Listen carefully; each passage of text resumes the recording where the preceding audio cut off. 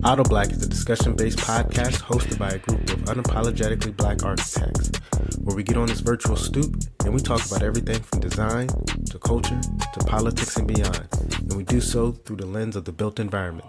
So tap in, join the discussion, and welcome to the stoop.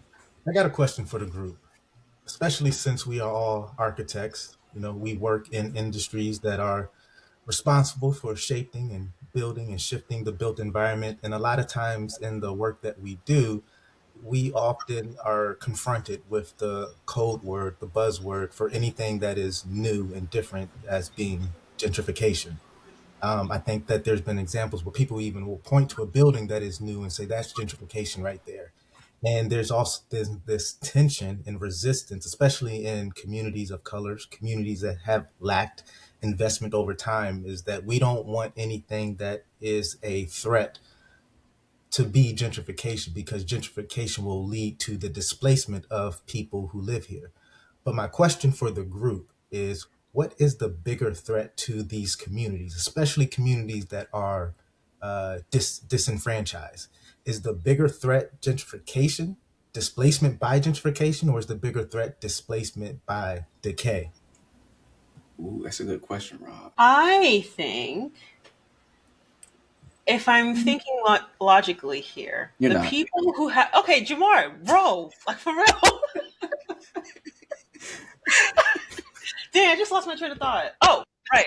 The people who have a say in a lot of these neighborhoods are the ones that are making the decision. If a neighborhood is going to decay, then that means the leadership and the people who hold positions in that city or town isn't doing much. So I would say gentrification, or sorry, displacement by decay is more dangerous than displacement by gentrification, because displacement by decay is happening because there's a lack of investment from the city leadership in that town. I'll say I'm gonna be the when out. Why are we displacing people in general? Right? Like why do we have to choose? But um, displacement by decay is obviously terrible because that means that either the like Perla was saying, like the local government isn't doing anything to kind of stop the hemorrhaging, or that like the community itself has either tried to get together and stop it and just has been unsuccessful, or there isn't avenues to keep people in place and have them living in less desired means and ways. So I agree with Perla that displacement by decay is probably the worst of the two. And let me just also clarify, when I mean displacement by decay, I mean that's the path in which we're going to resist anything new, because the bigger threat is that anything new will lead to gentrification, which will lead to displacement. So by in a dramatic way, basically saying let's resist anything new because we don't want gentrification. And in my mind, ultimately, especially in struggling communities, that will lead to decay, which will eventually lead to displacement anyhow. My position remains. Yeah, same. Because sadly, the places that have been in decay have been probably sold lies, and probably have been the target of I guess redevelopment for a while. And again, communities of color have always kind of been this hotspot for urban renewal. And so is this gentrification just another form of urban renewal in a way or a sense? Like there's just a history in the United States about that. So I can understand the resistance to anything that is new, because anything that has been new has not necessarily benefited them in the past. So why should they trust it now in today's day and age? And I probably would even caution, like, even with our emotions, right? If we are responding at a place of a hardened heart or just out of like stubbornness, then obviously it's not going to benefit anyone. And so I do think, like, even whether it is this decay based on current residents who are resisting change, because that's what they're afraid of, right? Or, the current residents resisting change, or the government not doing much to like maintain their city. I think both lacks initiation to maintain that community. I kind of believe displacement through gentrification may be a little bit worse because um, in term so when we talk about culture and how the black community had a how do I say this? When we talk about culture and how sort of like the black community had a stronger culture in America here, probably in the past, like 19 before sort of like integration or whatever. Let's not get into that. But like before then, probably like a stronger tight knit cultures because the communities were together, and then eventually gentrification started happening. Um, I think gentrification sort of disrupts an existing culture. It kind of lets you kind of place something new within something that was pretty much already existing. So it's like almost like a beacon to allow. So like I lived in Brooklyn. Um, when they brought that new stadium into Brooklyn, it completely changed, and it was almost like a beacon for like yuppies to come into Brooklyn and just like they were everywhere. And now we have breweries and coffee shops, and it's like, what the hell is a brewery and a coffee shop doing in Brooklyn? But now it's normal. Brooklyn can't have coffee shops. Brooklyn can't No, have breweries. Like, why do we have no, to go to Manhattan? I'm gonna pull something out of my drawer, Carter. Why do we have to go to Manhattan to get to get beer and a that's not coffee? even a man. I mean, that is a Manhattan thing, but like the Bronx, Brooklyn, Queens, we don't do breweries and coffee shops. We do corner stores and bodega. So, like even that, like it changed from like coffee shops from sorry bodegas, corner stores, like little stuff to like breweries and coffee shops. It's like, what is this? That's not Brooklyn, really. That's Mm. Manhattan. The idea of Manhattan coming to Brooklyn, coming to Queens, coming to, So I think that's a little bit worse because it changes the culture of that area. And what With that, culture are you? What culture were are you thinking has changed? Like, what was Brooklyn before the yuppies came in?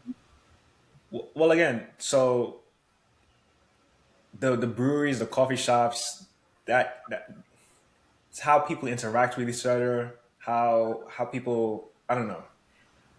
It changes the feel, like the little restaurants on the corner. The It just changes. bodegas and stuff Yeah, like so that. you'd have like a Dominican restaurant or Trinidadian restaurant, Mhm. soul food restaurant, and when that changes just into a regular degular like coffee shop that Yeah, it's Yeah. different. yeah, I It kind of get what you're changes yeah. the saying. economic level too. So Okay. it's like the culture is also affected by the economics of it. So if you're changing it from let's say like Ethiopian coffee shop where the coffee is like $3 for a cup to a $7 cup regular American coffee shop, that completely changes the culture and the economic level of the people who are there. An Um, American coffee shop that sells Ethiopian coffee. yeah, yeah.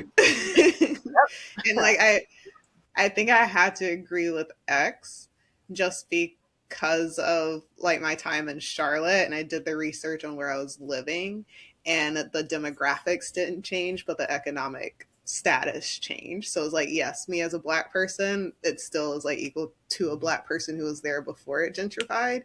But my economic status was very different than the people who lived there before. And the things that I can afford and look at and do is very different than what was there before.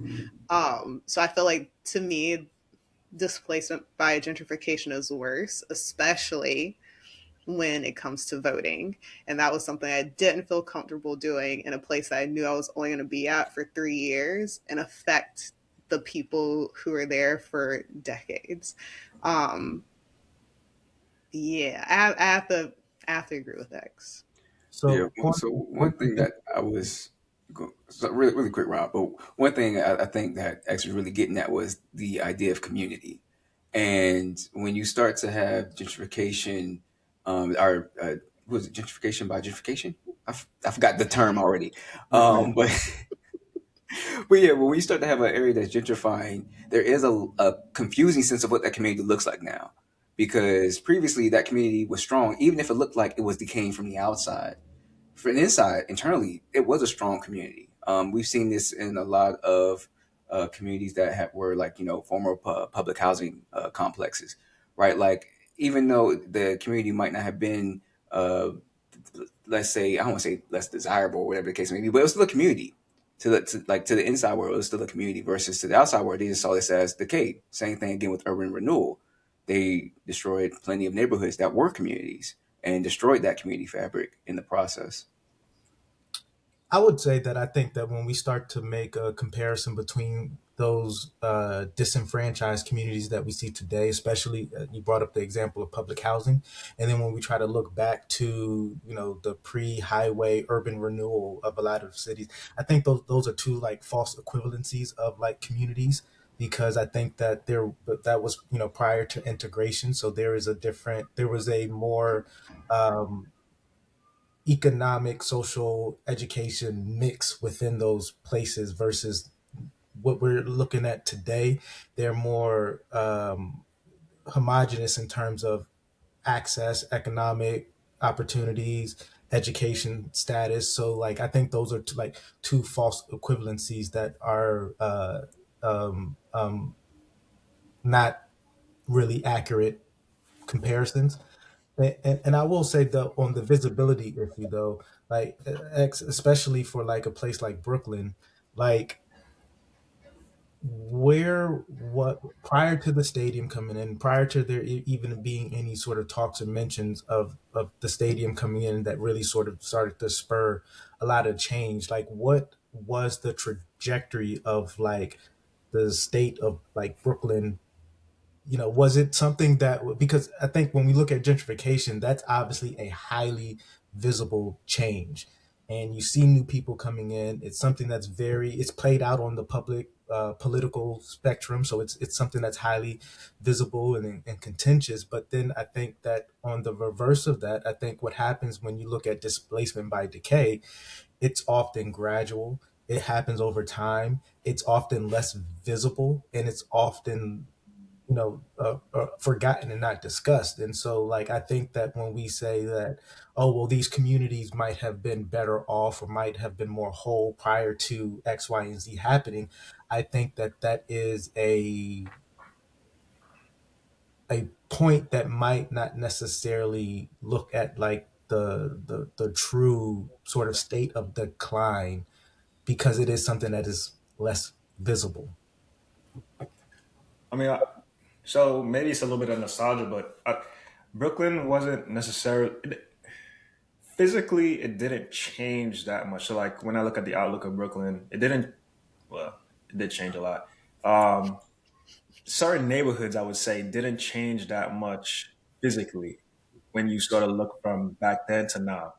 I would say it was just more so the people that lived in these spaces. So maybe um, the grandmother who was living in a brownstone couldn't afford the what do you call that, The property tax taxi. anymore. Yeah, so she had to sell the house, and then people moved in. So physically, it didn't change, but just in terms of the people who live there, people who use the spaces, how they use the spaces changed a lot in Brooklyn. Especially like when you talk about Williamsburg. I mean, Williamsburg was always like the richer part of Brooklyn, but like that area just sort of exploded. Downtown Brooklyn, especially, there's a lot more skyscrapers. When I was growing up there, there were, no skyscrapers really. Skyscrapers, high rises. There was high rises, but not skyscrapers. Now there's like skyscrapers where you have condos and hotel and apartments all in one skyscraper. So Mm. like certain parts of Brooklyn changed physically, certain parts changed in terms of the demographics. Um, it's just and change happens over time, but just I think because of the stadium, it kind of just hyper I don't know how to hyper looped it or whatever. It just became so much more quicker.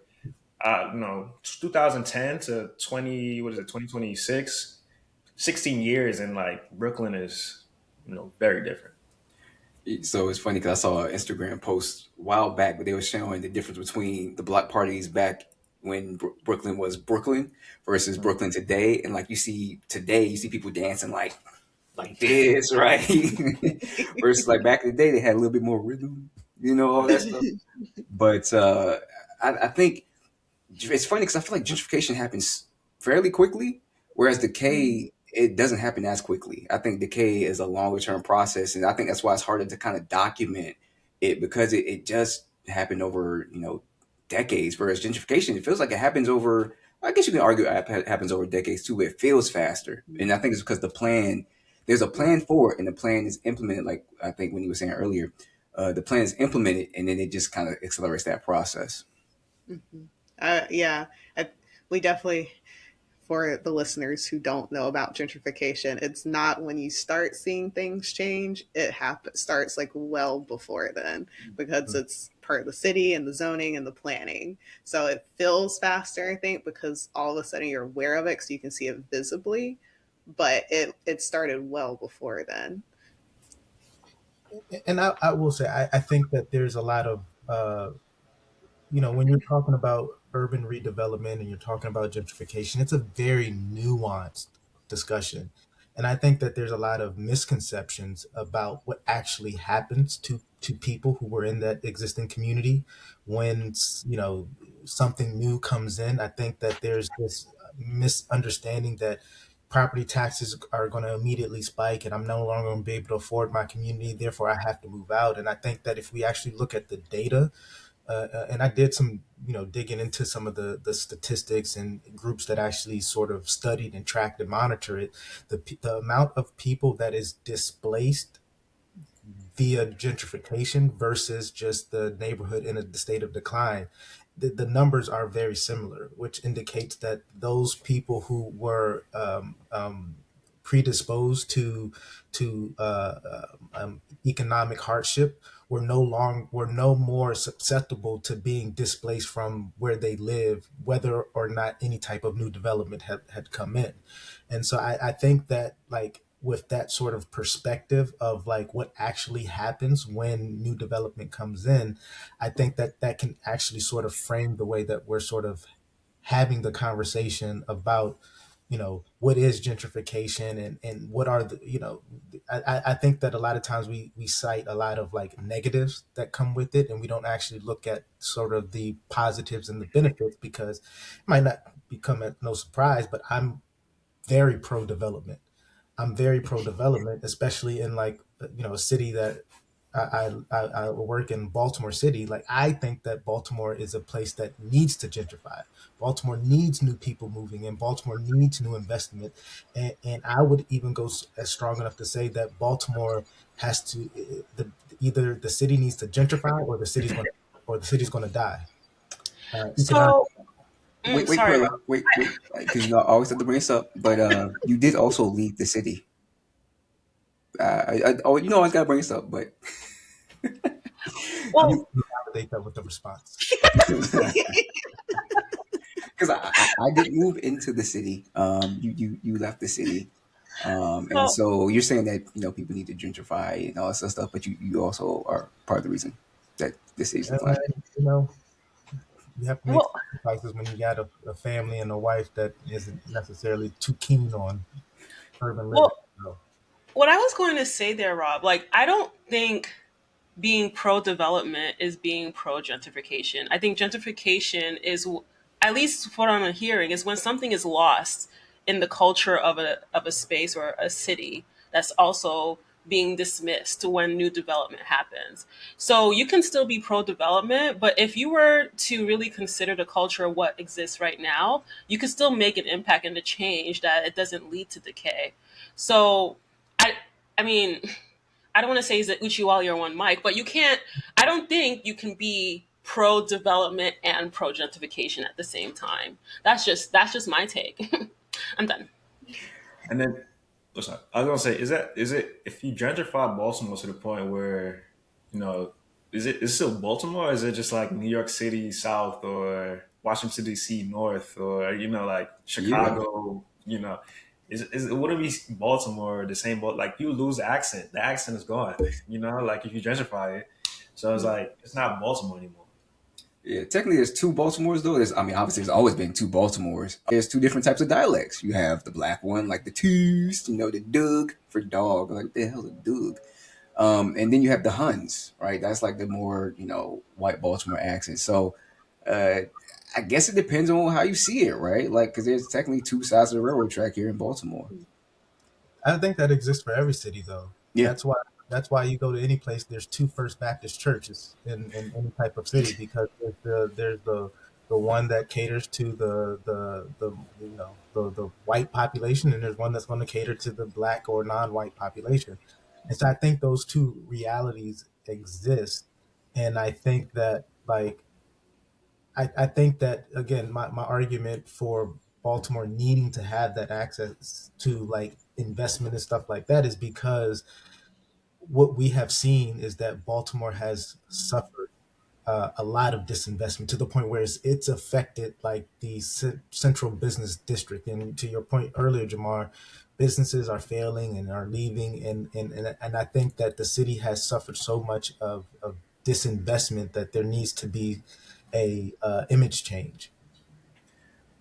I mean, I agree with you, Rob, when you talk about cities need to invest in themselves. But I think the only thing with sort of gentrification that I think a lot of people think about um, is how what happens to the people who are being gentrified, who are being kicked out of the community. I think that's the only is like you want the city to improve, you want the city to get better, but you don't necessarily want people to be displaced or like, especially because they're most likely going to be lower income.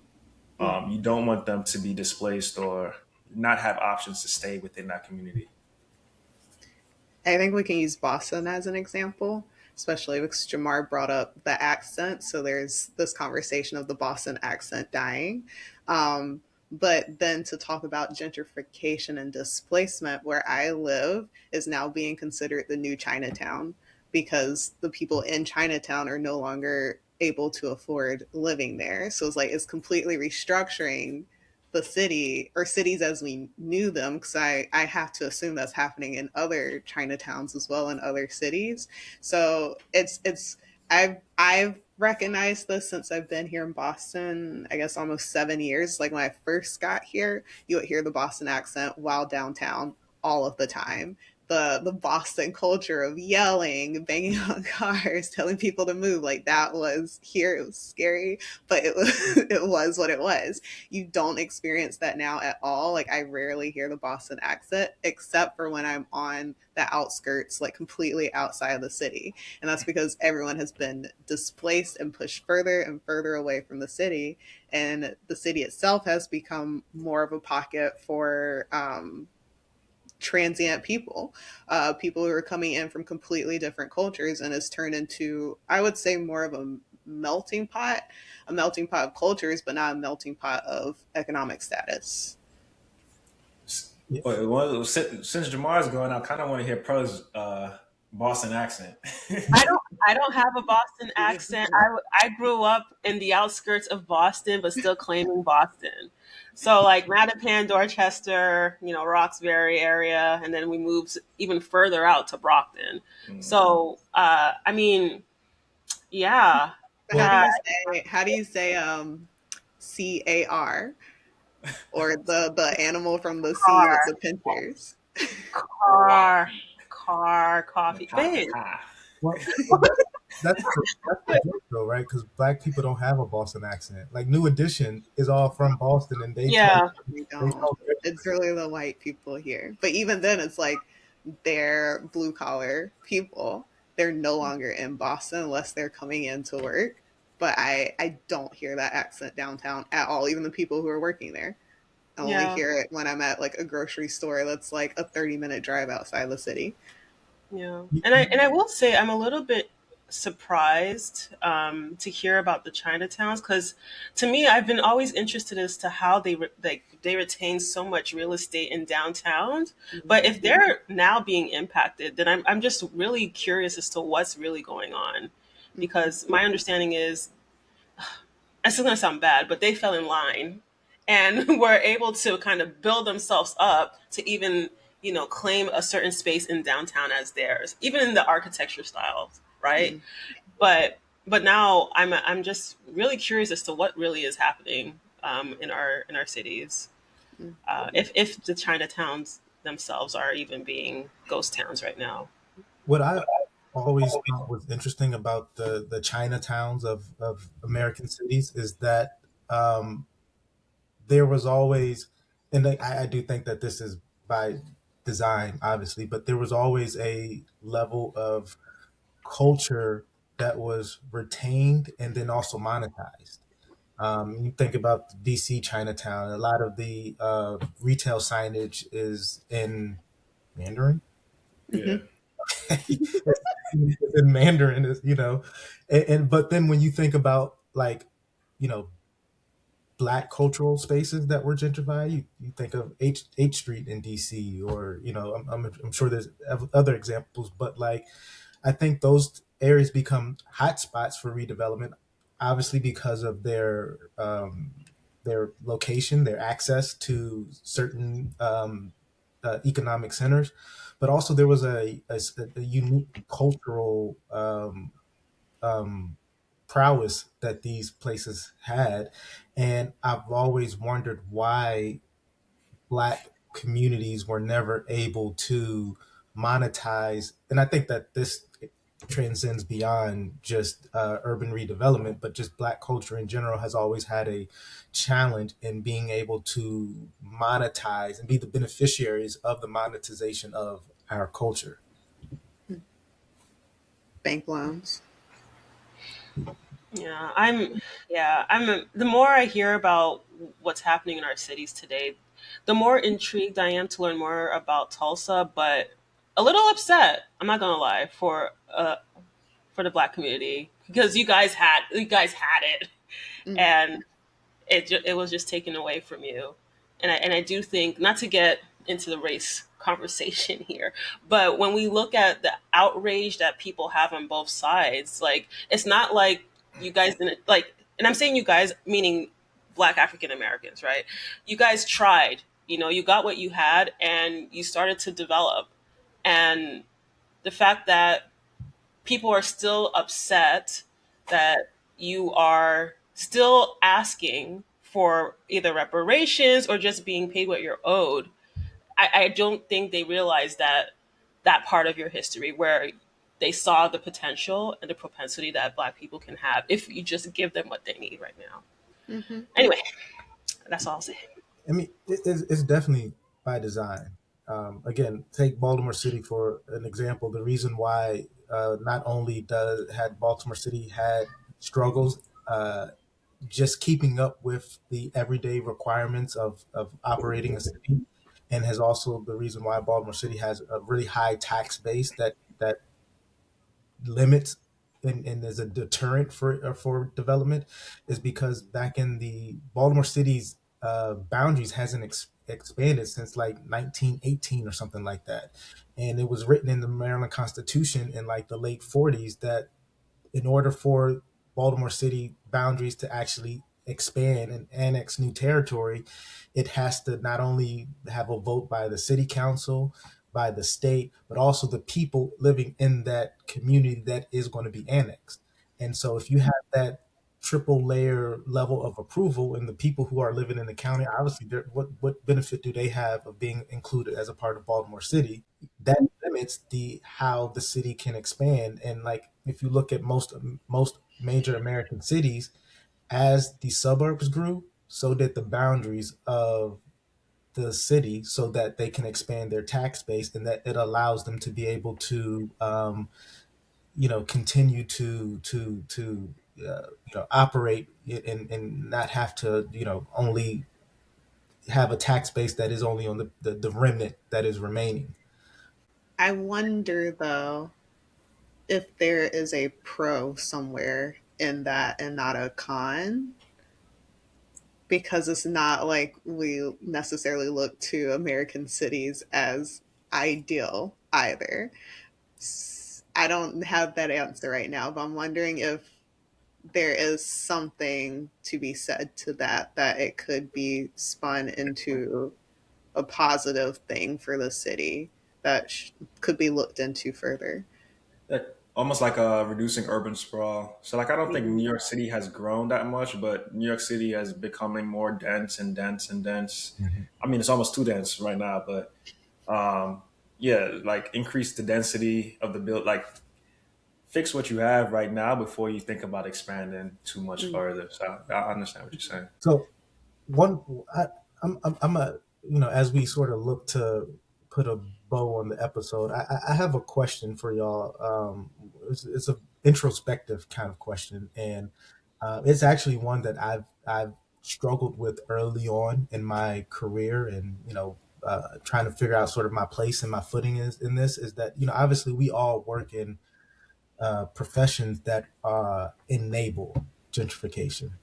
We might not be the policymakers, and we might not be the ones that are sort of making the uh, the backroom deals, but the work that we do, we're often like enablers of this type of change that leads to gentrification that can displace people that look like us.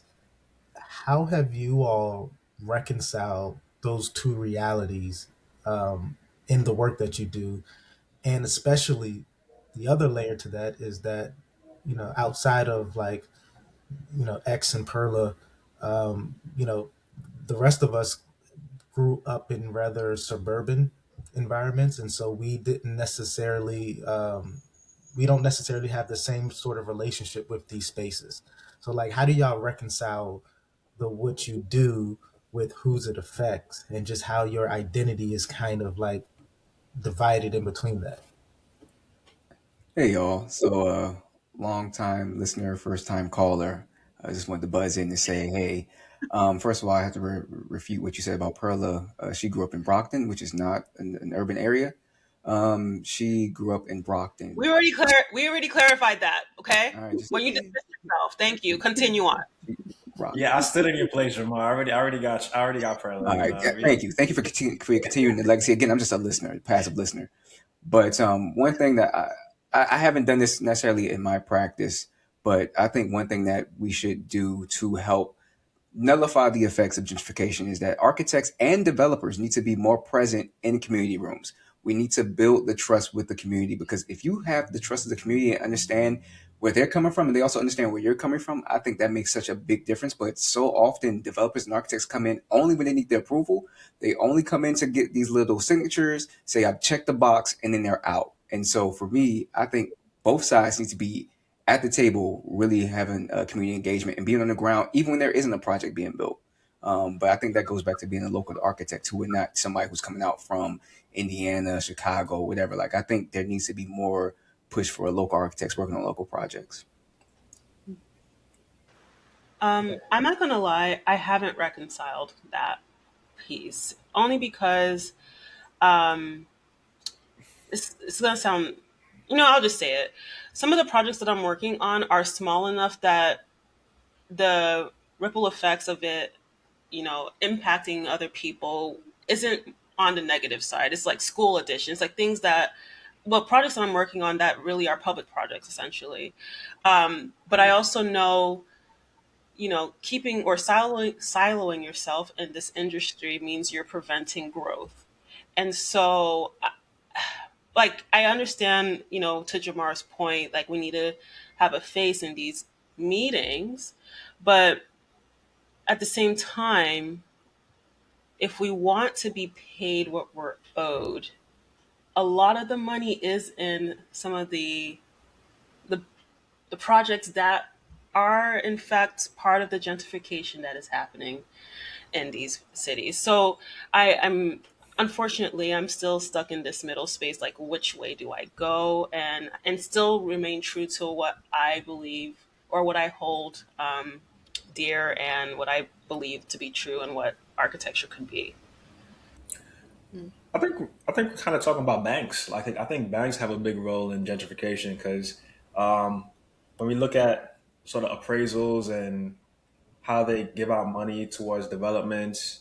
Also, when you look at sort of the investment in the black community. So I was watching a video recently, and um, this Asian lady was saying how Asian Americans were given business loans in order to specifically invest in black communities. So it's you kind of just have to go back to the banks and how they sort of, even gentrification. I mean, yeah, we're talking about gentrification, but like how they sort of give out money in order to help develop communities, and they sort of in the past have refused to give money to Black people Mm-hmm. or certain groups of people in order to develop their own communities. So we could look at them as well.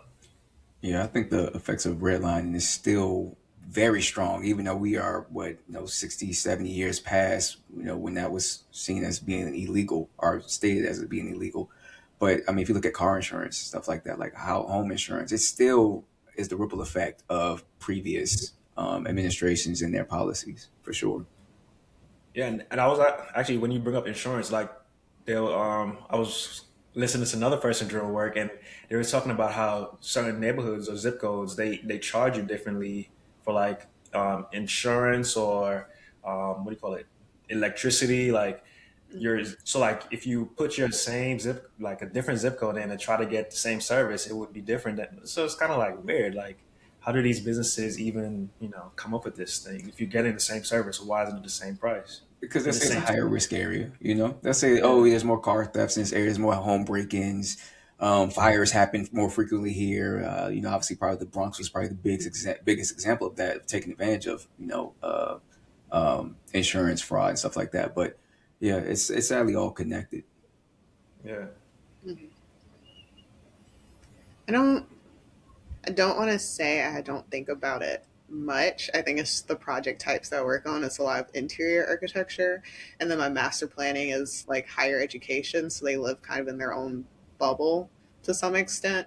But I will say in the higher education master planning, there are a lot of conversations about what programming they're bringing and how it can affect the surrounding community. And so, like, there's a lot of chat about AI hubs because they can get funding for that type of programming, and what that looks like for not only the students, but how can it be a resource for the community as well.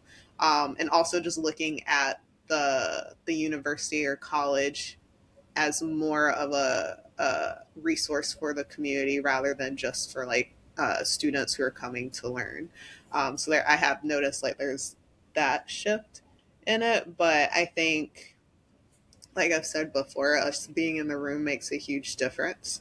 And like Jamar was saying earlier, like mentoring is very important because a lot of us wouldn't still be in this if we didn't have mentors to talk to. I think it's very tough in any industry to be a black person, a black intelligent person, and a black intelligent person who has a voice and uses it. So I think us being there kind of gets people quote unquote used to us, and it makes it a little bit easier for the next person coming behind us.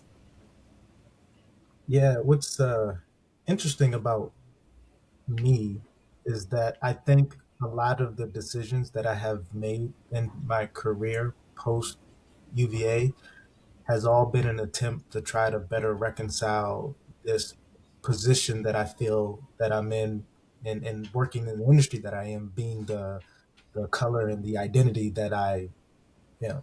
And it influenced where I went for grad school and what I particularly wanted to study. It influenced the firm that I worked at, and the particular projects that I worked on, and why I became kind of passionate about housing. I went to work as a developer because I felt like there was a glass ceiling in architecture, and like the only way for me to be able to have more of an influence on these communities is be on the side of the developer. And even sort of where I am now is I'm working at an institutional level and looking to work with and working at an institution that is looking to reposition a lot of its land bank assets in the effort of like large scale community building. And and, and I what's often is hard is that I don't think that I'll ever will find rest in what I'm doing, because it's always going to be trying to chase the next thing to sort of reconcile that. And I think I've gotten closer, but uh, I think that there's still more to be done to get me closer to that. And there's also often also this kind of guilt that I might feel sometimes, because at the same time I'm trying to get paid. So like every move that I made has also led to a higher increase in income too, right? And I'm not necessarily going to very, you know, socially community driven type of firms, the nonprofits, those groups that are actually doing real good on the boots ground work, because there's a cap in sort of the revenue that I can see that comes with that. And so I just think that is just the duality of being a black person in America, is that there's always sort of this dividedness, and unfortunately I always feel this sort of survivor's remorse, or this guilt that I feel just because the industry that I work in. So it's exhausting sometimes though, but it's the challenge. Yeah. One final thing I have to say, because I wanted to say this earlier somewhere in the podcast, but there was technical difficulties. But basically, I think my perspective on gentrification has changed, as I was honestly a person who was living through gentrification when I was living in Chelsea, Massachusetts, because the building I was living in before I moved to Baltimore, rent was going up, and it was bought out it was a loft style building, old factory converted into apartments, and it was bought out by bought out by a new company. They have this new ownership, and they started jacking up the rates $400 a month on people who had been paying. I think their normal increase was maybe $25 to $50 a month with the previous ownership. And so we had to create almost like a tenants union to try to fight for just the ability to stay in a place that people call home for years. I mean, some people had stayed there 10 plus years, and now they were getting, basically tossed aside because there was new ownership, and they was like, hey, this is a very valuable building. It's a loft style building. You don't see too many of these types of buildings in the area. So we're going to profit off of it. And so it's disheartening to see people really fighting for their livelihood just to stay afloat. And the market, Boston's a very expensive market to live in general. And so a $400 increase is not something that's taken lightly. So I think having to go through that process, having to sit in with talk to lawyers as we're trying to, tin it up and get everybody on board to fight these charges. Sadly, the tenant board was kind of corrupt. The lawyer who was supposed to be representing us got into a fight with his wife, and then he was taken out by police. So it was dramatic. It was dramatic. It was very dramatic. But going through that and living through that, and honestly, that's one of the reasons why I left Boston, was because I just could not sustain living in that area. So it was almost gentrification, not necessarily by choice, and it wasn't by decay. It was just gentrification because it was a highly desirable area. And so I think that's really shaped how I see gentrification, because it does have real impact. And sadly, people had to move further away, change schools for the kids and stuff. It has real impact.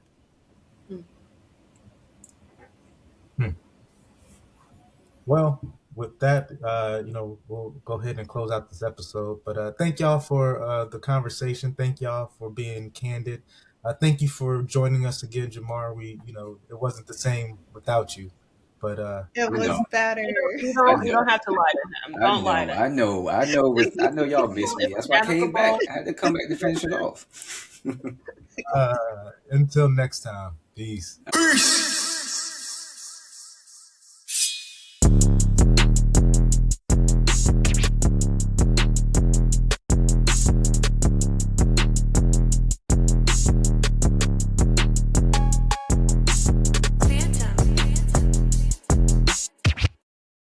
Hey everybody! Thank you for listening to this episode of AutoBlack. If you have enjoyed the discussion, please hit that subscribe button or follow button, whatever you'd like. AutoBlack is a discussion-based podcast that is unapologetically Black at the intersection of design and culture. We acknowledge that our experiences are just that, our experience, but your voice is worth elevating and your perspective is valid. So please join the conversation and connect with us on Instagram at AutoBlack_podcast, or email us your thoughts, comments, and even future topics you'd like us to discuss on the Stoop at AutoBlackPodcast@gmail.com. AutoBlack out. Bye!